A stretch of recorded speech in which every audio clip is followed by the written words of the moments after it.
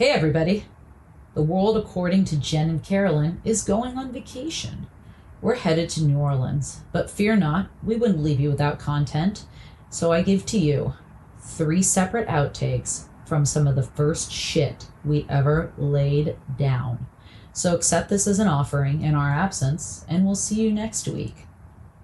Define borderline for us. We have a therapist with us. I mean, I think people use it the way we say, like, ooh, I'm so OCD. I have to have my pantry clean. Like, I really don't think people understand what it is.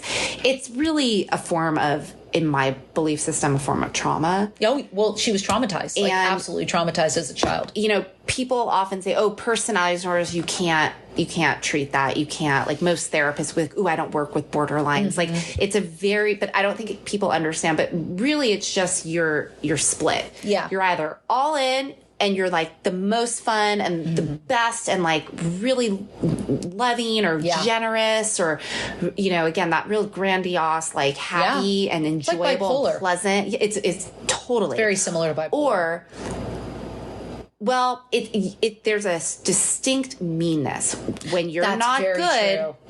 You're horrible. They hit to hurt. And they really hurt you. They hurt you, and they're like also perceptive.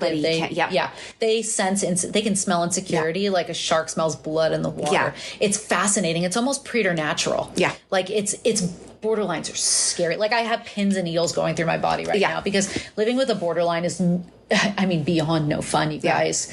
Yeah. You are a target of their ire. I think that's how you say that all the time. It's crazy.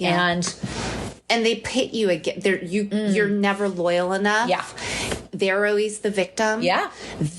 You're always the bad guy unless they need you for something, and then you're the best thing in the. Well, I don't know. They can be manipulative. There's lots of manipulation and the gaslighting where you really are confused. And again, for a kid growing up in a child, you know, here this is, you're vulnerable, and this is the next closest thing you have to safety. Yeah. And so kids often go one of 2 ways. They either believe the borderline and believe that, well, you must be telling me things that are true. I'm a piece of shit. Right. And then you get that real, you know, again, traumatized, weak, well, I guess, I have to be here for you. And I'll just keep going back for more. And it's, okay, it's my fault. It's so abusive. Yeah. Or you get someone who goes, well, you're crazy.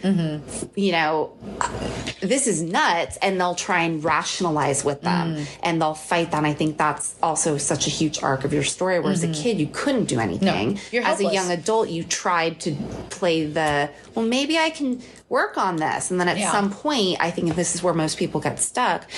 They don't understand that there's only 2 ways to cut people off or continue in the cycle. Because there's never going to be anything that you can do that's going to please them, because they are perpetually dissatisfied with everyone and everything, especially themselves. Yes. And the thing about borderlines, the core of borderline personality disorder, my understanding is that it's rooted in a fear of abandonment. And that makes total sense, because my bio mom was abandoned by her mom. It's always trauma formed. Yeah. And usually when a borderline is split within their sense of self by their caregivers. Yeah. So that splitting that happens is when you have 2 parents that are pitting you against them. And there's just, it's so, not just people are like, oh, I have a dysfunctional family. It's like toxic dysfunction. Yeah. And it's so perverse. Yeah. Pervasive. I don't know. Yeah, Perverse and pervasive. But, you know, I think it's hard because as a human being, you have compassion for people who find them.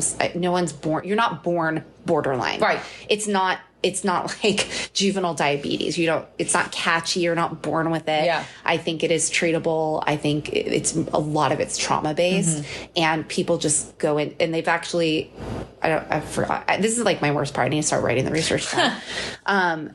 Where we think dissociative identity is just all forms of,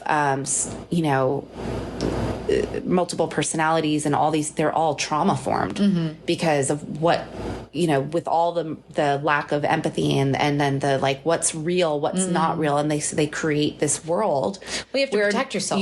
You're protected. Yeah. And anyone who gets close to them could potentially leave them. So they're constantly pushing you away, making you come back. And that's what I think the other side gets into. Yeah. And so your mom must have made that. Did you see that for your good mom? What's that? Could you see that as a kid? Because you're that type of person who I think went, this is nuts. Yeah.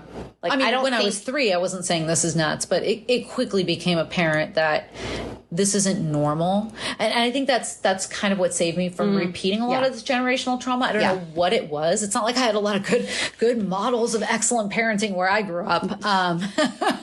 Parents were usually as fucked up or more fucked up than my mom. So I didn't have a lot of good models. Well, you watched great 80s sitcoms. Right? I know. That was our model of what good was, wasn't it? Who's the boss? Danny Tanner. I'm like, Tony Danza's going to save me.